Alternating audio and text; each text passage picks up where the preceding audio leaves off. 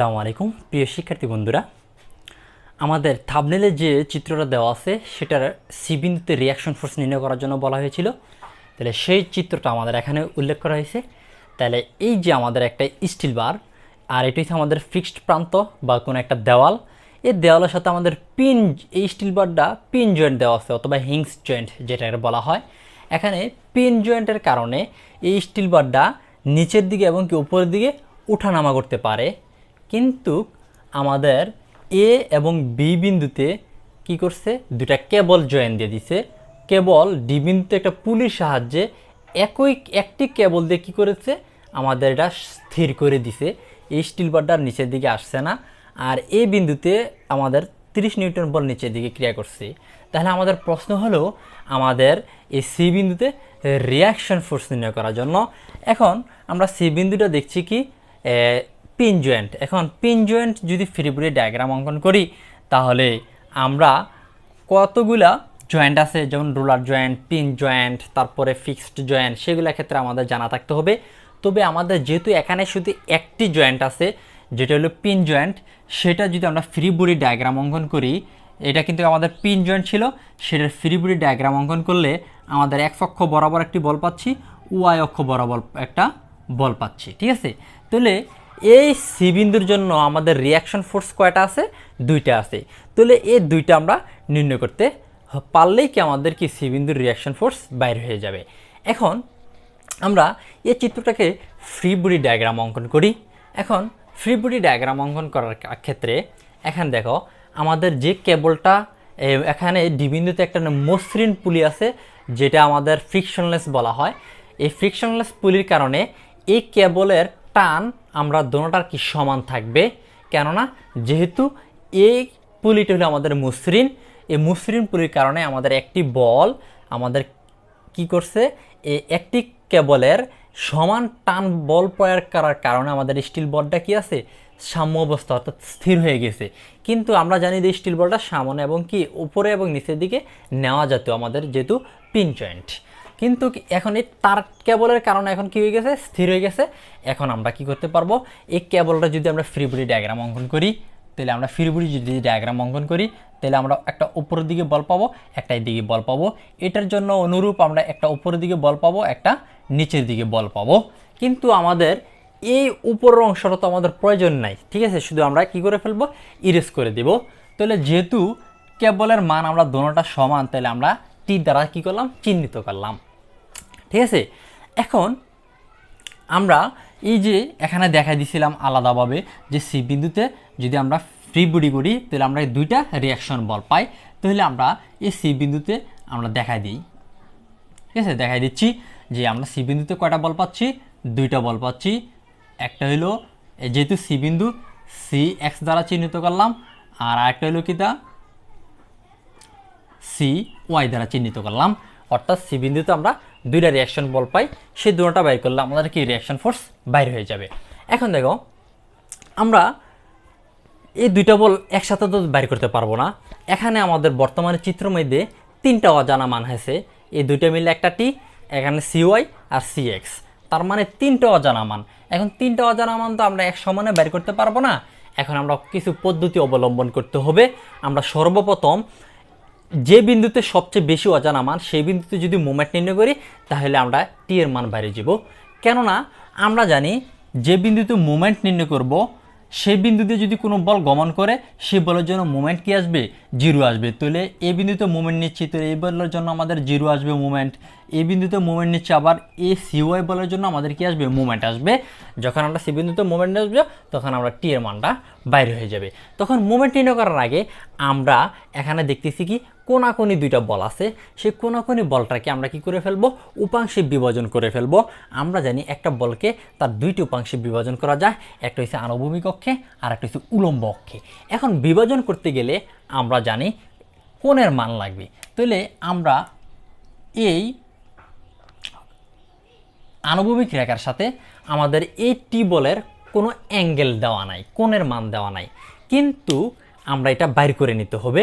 যেহেতু এখান থেকে এখানে দূরত্ব আছে আর এখান থেকে আমাদের ওই প্রান্তের মোট দূরত্ব আছে 15 মিটার। তাহলে সেইটার যদি আমরা একটা ত্রিভুজ কল্পনা করি, কি কল্পনা, একটা ত্রিভুজ যদি কল্পনা করি, তাহলে আমাদের এই কোণটা বাইর করতে হবে। তাহলে আমাদের এখান থেকে এখানে উচ্চতা দেওয়া আছে কত, 15 মিটার, আর এখান থেকে এখানে দূরত্ব দেওয়া আছে 20 মিটার। তাহলে আমরা লম্ব বাই ভূমি জানি কি tan থিটা। তাহলে শর্টকাট পদ্ধতি যদি আমরা কোণের মানটা বাইর করতে যাই, tan ইনভার্স আমাদের লম্ব বাই ভূমি 15 আর কত 20। তাহলে আমরা টোটালি যদি ক্যালকুলেটরের সাহায্যে যদি ক্যালকুলেশন করি, তাহলে আমাদের আসবে কত 36.87 ডিগ্রি। তাহলে আমাদের এই কোণটা কি করলাম, পেয়ে গেলাম যে 36.87 ডিগ্রি।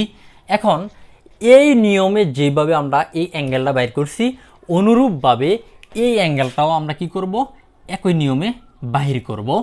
এখন দেখো, এখান থেকে এখানের দূরত্ব আমরা পাই 8 8, এখানে 20, তাহলে আমাদের মোট 36 মিটার, আর এখান থেকে আমাদের উচ্চতা দেওয়া আছে। তাহলে অনুরূপভাবে যদি আমরা ক্যালকুলেশন করি, এই বিন্দুর জন্য আমাদের উচ্চতা ঠিক আছে, আর এই দাঁড়া হলো কত আমাদের 36, তাহলে লম্ব হয়েছে 15, তাহলে ভূমি হয়েছে কত 36। তাহলে আমরা যদি, যেহেতু লম্ব বাই ভূমি আমরা জানি কি tan থিটা, অনুরূপভাবে যদি আমরা ক্যালকুলেশন করি, তাহলে আমরা পাবো 22.62। তাহলে আমরা এই কোণটা আবার পেয়ে গেলাম 22.62 ডিগ্রি। তাহলে আমাদের কোনাকুনি বলের কোণগুলো যখন পেয়ে গেছি, তখন আমাদের উপরের যে অংশটা আছে সেইটার আমাদের প্রয়োজন নাই। আমরা যখন ফ্রি বডি ডায়াগ্রাম অঙ্কন করব, তখন আমাদের এটা কি প্রয়োজন নাই। সুতরাং বুঝতে সুবিধা হবে, তার জন্য আমরা কি করছি, এগুলো মুছে ফেললাম। এখন আমরা বলছিলাম যে সি বিন্দুতে মোমেন্ট নিলে তাহলে আমরা টির মান পেয়ে যাব। এখন টি মোমেন্ট নিতে গেলে আমরা দেখছি কি এই বলগুলো কি আছে, কোনাকুনি আছে। যেহেতু কোনাকুনি আছে, এই বলগুলো আমরা কি করে ফেলবো, উপাংশে বিভাজন করে ফেলবো। ঠিক আছে, এখন উপাংশে যদি বিভাজন করি, তাহলে আমরা জানি কি একটা আনুভূমিকভাবে বল পাবো, কী পাবো, আনুভূমিকভাবে। আর একটা কী পাবো, উলম্বভাবে বল পাবো, কী পাবো, উলম্বভাবে বল। এখন এই তিনটার মধ্যে আমি যদি একটু অ্যানালাইসিস করি যে এটা ভূমি, এটা ত্রিভুজ, এটা লম্ব, কিভাবে হলো। দেখো, এখানে একটা ত্রিভুজ, এই রেখাটা এই বরাবর আছে, হুবহুব ধরে এইটা। তাহলে এই রেখাটা যদি আমরা স্থানান্তর করে এই বরাবর নিয়ে আসি, তাহলে কোণের বিপরীত বাহু আমরা জানি কি লম্ব। সুতরাং এই তিনটার রেখা থেকে আমরা বলতে পারি এটা লম্ব, এটা ত্রিভুজ, এটা কি ভূমি। তাহলে দেখো, আমরা যদি আনুভূমিকভাবে বিভাজন করি, তাহলে এটা হচ্ছে ভূমি বাই ত্রিভুজ। তাহলে আমরা পাবো টি cos 36.87 ডিগ্রি। এখন এই বলটাকে যদি আমরা উলম্বভাবে বিভাজন করি, তাহলে লম্ব বাই ত্রিভুজ আমরা জানি কি সাইন থিটা। তাহলে টি সাইন 36.87 ডিগ্রি। এখন আমরা এই বি বিন্দুতে, এটা হচ্ছে বি বিন্দু ছিল, এখন বি বিন্দুতে টি বলটার জন্য যেভাবে আমরা উপাংশে বিভাজন করে ফেলছি, অনুরূপভাবে এই টি বলের জন্য আমরা কি করতে পারবো, উপাংশে বিভাজন করতে পারবো। যদি আমরা আনুভূমিকভাবে বিভাজন করি আর কি করি, উলম্বভাবে বিভাজন করি, তাহলে আনুভূমিকভাবে বিভাজন করলে আমরা ওইটার নিয়ম অনুসারে টি cos 22.62 পাবো, আর এখানে পাবো টি সাইন 22.62 ডিগ্রি পাবো। তাহলে বলগুলো যখন আমাদের কোনাকুনিটা বিভাজন করা হয়ে গেছে, তখন আমাদের এইগুলো আর কি কোনো প্রয়োজন নেই, আমাদের কোনো ক্যালকুলেশনে আসবে না। সহজভাবে বোঝার জন্য আমরা কি করলাম, এগুলারে একটু ফ্রি বডিটা পরিষ্কার করে একটু অঙ্কন করলাম। এখন আমরা যেটা কাজ হলো, আমরা মোমেন্ট নির্ণয় করব। আমরা বলছিলাম কি, সি বিন্দুতে যদি মোমেন্ট নেই, তাহলে আমরা টি বলের মানটা বা কেবলের যে টানা বল আছে সেটা আমরা পেয়ে যাব। তাহলে দেখো, আমরা সি বিন্দুতে ঘড়ির কাঁটার দিকে মোমেন্ট নিলাম। কোন দিকে, ঘড়ির কাঁটার দিকে মোমেন্ট নিলাম। যেটা আমরা দেখা দিলাম যে ঘড়ির কাঁটার দিকে সামেশন মানে যতগুলো মোমেন্ট আছে সেগুলো সমষ্টি, এম মানে মোমেন্ট, সি হলে কি, তা সি বিন্দুতে মোমেন্ট নিলাম ইকুয়াল কি জিও। সেটা আমরা কেন সাম্য অবস্থা সূত্র পাইলাম, যে কেবলের টানের কারণে এই স্টিল বারটা আমাদের কি ছিল, স্থির ছিল, মানে সাম্য অবস্থা ছিল, যার কারণে আমরা কি করছি, মোমেন্টের সূত্র প্রয়োগ করলাম। এখন দেখো, মোমেন্ট আমরা জানি কি, বল ইন্টু কম দূরত্ব। মোমেন্ট আমরা কি জানি, মোমেন্ট ইন্টু ফোর্স ইন্টু কম দূরত্ব। ঠিক আছে, কম, এটা আমরা মোমেন্টের সূত্রটা জানি। তাহলে দেখো, আমরা চলে যাচ্ছি এই বলের জন্য মোমেন্ট যদি নির্ণয় করি, তাহলে আমরা মোমেন্ট কোথায় সি বিন্দুতে নিলাম। তাহলে আমরা মোমেন্ট নিচ্ছি কোন দিকে, ঘড়ির কাঁটার দিকে। তাহলে এই বিন্দুতে যদি ঘড়ির কাঁটা আমরা ঘুরাই তাহলে এই বলের জন্য কি ঘড়ির কাঁটার দিকেই বলটা যাচ্ছে, যার জন্য এটা কি হবে পজিটিভ। তাহলে লিখলাম টি সাইন 36.86 এখন হচ্ছে কি তা ফোর্সের পর একটু কি কম দূরত্ব। এখন এই বলের জন্য সবচেয়ে কম দূরত্ব হচ্ছে কি এই সরলরেখা বরাবর, এল সোজা বরাবর। তাহলে এখান থেকে এখানে দূরত্ব কত আছে 20 মিটার ইন্টু 20 মিটার। অনুরূপভাবে আমরা যদি এই বলের জন্য মুভমেন্ট নির্ণয় করি তাহলে দেখো আমরা সি বিন্দুতে মুভমেন্ট নিচ্ছি ঘড়ি কাঁটার দিকে। তাহলে এই বলটাও আমাদের ঘড়ি কাঁটার দিকে আছে, যার জন্য এটা পজিটিভ আসছে। তাহলে এই মানটা আমরা বসাইলাম ইন্টু কম দূরত্ব। কম দূরত্ব এখান থেকে এখানে কম দূরত্ব কত 8 8 16 20, তাহলে আমাদের কত আসে 36। তাহলে আমাদের কম দূরত্ব দ্বারা গুণ করে ফেললাম। এখন চলে যাচ্ছি এই এখানে আমার একটা বল দেওয়া আছে 30 নিউটন বল নিচের দিকে ক্রিয়া করছে। তাহলে যেহেতু আমরা সি বিন্দুতে মুভমেন্ট নিচ্ছি তাহলে আমরা সি বিন্দুতে ঘড়ি কাঁটার দিকে মুভমেন্ট নিচ্ছি, কিন্তু এই 30 নিউটন বল ঘড়ি কাঁটার বিপরীত দিকে ক্রিয়া করছে, যার জন্য আমরা কি দিছি মাইনাস দিছি -30। এখন আমাদের কি কম দূরত্ব, তাহলে এই বিন্দুতে যেহেতু মুভমেন্ট নিচ্ছি এই বলের জন্য সবচেয়ে কম দূরত্ব হলো আমাদের এইটা। তাহলে এখান থেকে আমাদের কম দূরত্ব 20 আর 8 হচ্ছে 28। তাহলে আমরা এই সমীকরণটা থেকে আর এই ইকুয়াল সমান কিন্তু 0 এর দিকে থাকবে। আচ্ছা, তাহলে এখানে একটা আমরা সমীকরণ পাচ্ছি।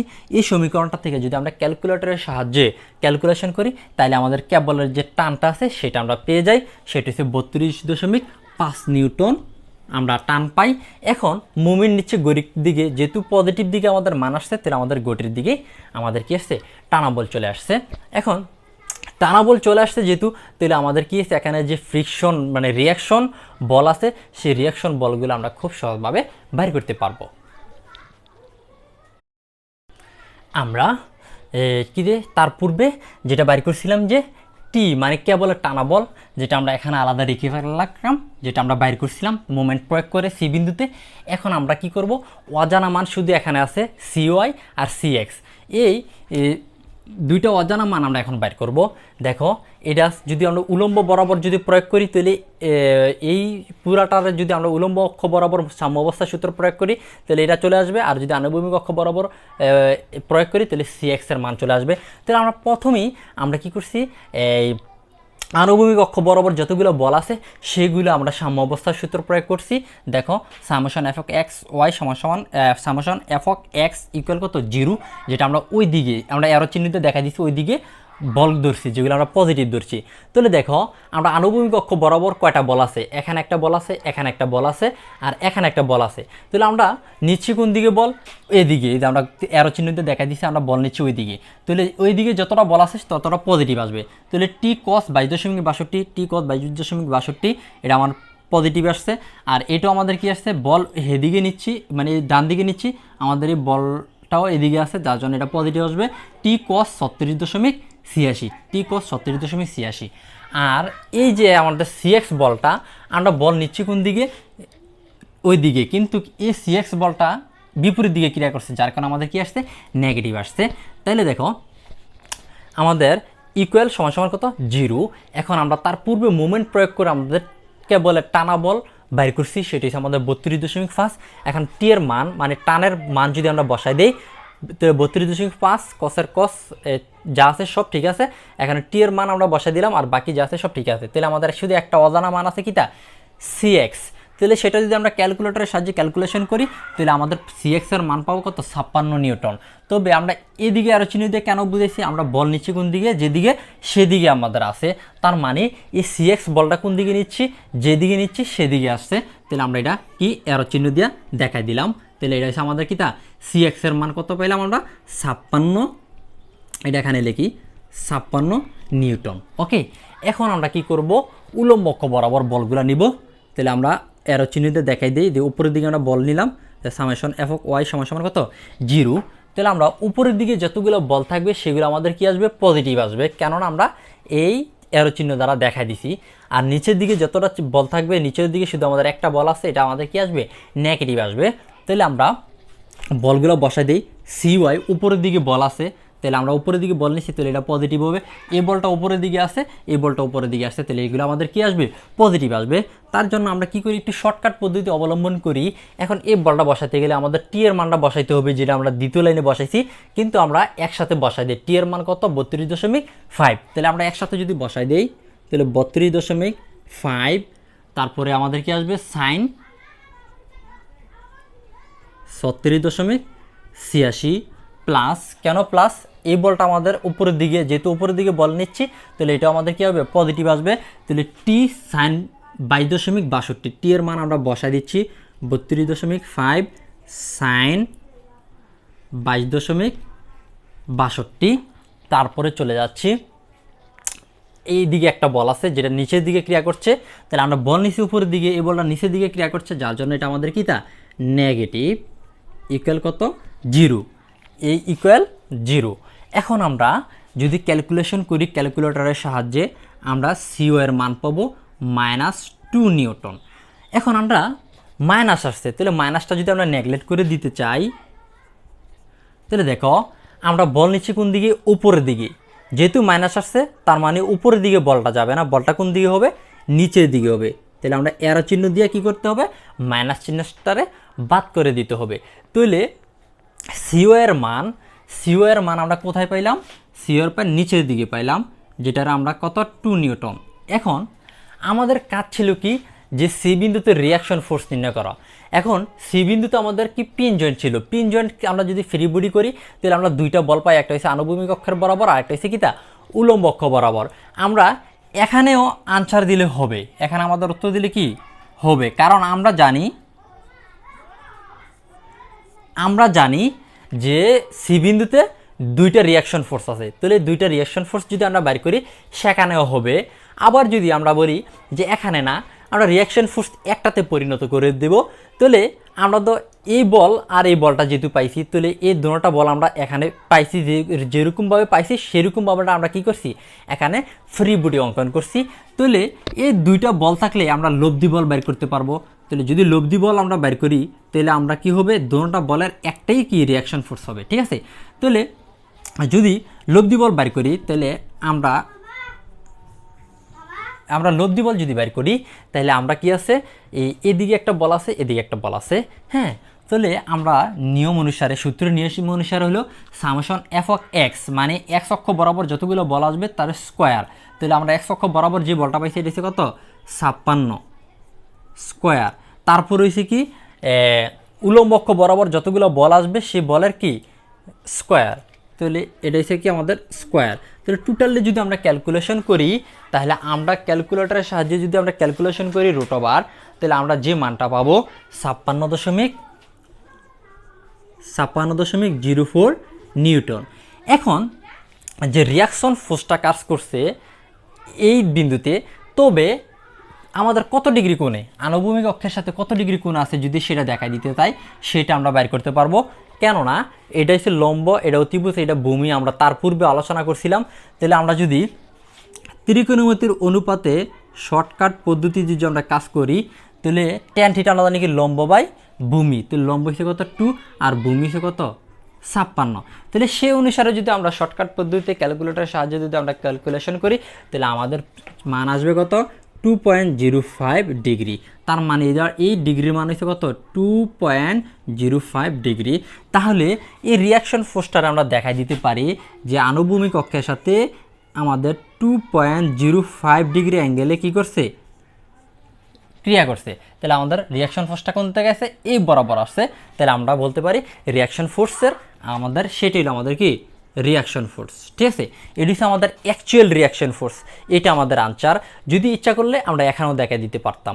তাহলে আমরা দুই পদ্ধতিতে কিভাবে রিয়াকশন ফোর্স নির্ণয় করে এই ফ্রি বডি ডায়াগ্রাম অঙ্কন করে সলিউশন করলাম। যদি ভালো থাকে তাই সাবস্ক্রাইব করবে, সাথে থাকবেন। আল্লাহ হাফেজ।